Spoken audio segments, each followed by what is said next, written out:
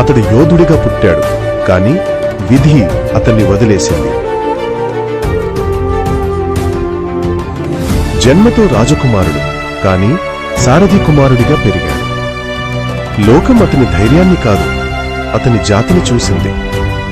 ఒక్కడే అతని మహాత్మ్యాన్ని గుర్తించాడు, దుర్యోధనుడు. తన ప్రాణాల విలువ తెలిసిన తన దివ్య కవచాన్ని దానం చేశాడు.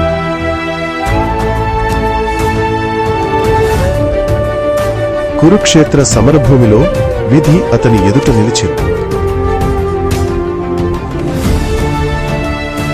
అతని రథచక్రం నేలలో కూరుకుపోయినప్పుడు విధి మౌనమైంది.